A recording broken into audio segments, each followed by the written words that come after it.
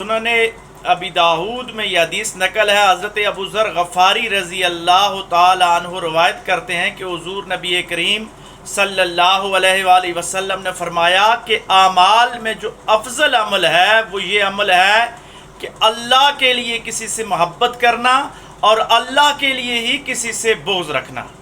یعنی انسان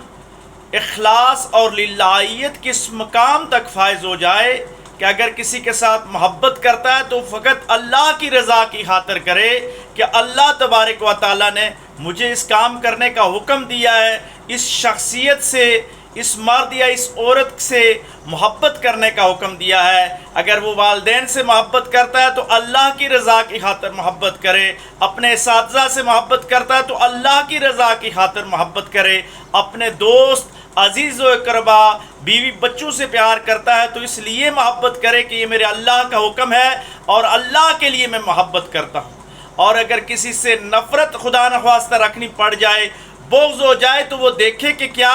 اس معاملے میں اللہ تبارک و تعالیٰ کا حکم ہے کہ اس شخص سے میں دور ہو جاؤں۔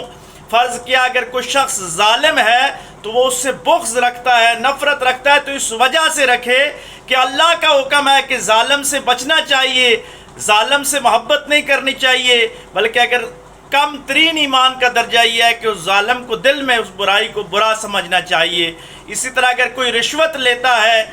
کوئی اور کسی برے عمل میں مبتلا ہے، تو اگر انسان بغض رکھتا ہے تو اس وجہ سے اس کے ساتھ رکھے کہ اس کے ساتھ یہ برائی ہے اور میں اللہ کی خاطر بغض رکھتا ہوں۔ ایسا نہ ہو کہ اپنی نفسانی خواہشات کو سامنے رکھتے ہوئے، اپنے ذاتی اغراض و مقاصد کو سامنے رکھتے ہوئے ہم لوگوں سے نفرت شروع کر دیں اور اس کو نام یہ دیں کہ ہم اللہ کے لیے نفرت کر رہے ہیں، اور اپنے ذاتی مفادات، ذاتی اصول کے لیے ہم لوگوں سے محبت کریں اور اس کو نام دیں کہ ہم اللہ کے لیے محبت کر رہے ہیں، تو یہ اخلاص اور للہیت والے اعمال نہیں ہیں۔ اس لیے ہمیں کوشش کرنی چاہیے کہ اگر کسی سے محبت کریں تو وہ اللہ کی رضا کی خاطر محبت کریں۔ یہ ایسی محبت ہوگی جو دنیا میں بھی کام آئے گی اور آخرت میں بھی ہمارا سرمایہ یاد ہوگی۔ اور اگر کسی سے بغض رکھنا پڑ جائے، کسی سے نفرت کرنی پڑ جائے، تو اللہ کی رضا کی خاطر بغض رکھا جائے، اللہ کی رضا کی خاطر نفرت رکھی جائے۔ یہ نفرت بھی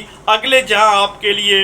باعث عزت و تکریم ہوگی، آپ کے درجات کی بلندی کا سبب ہوگی۔ بس اللہ کی رضا کے لیے سارے اعمال کرنے چاہیے۔ اللہ تبارک و تعالی ہمیں للہیت اور اخلاص والی زندگی عطا فرمائے۔ وآخر دعوانا ان الحمد للہ رب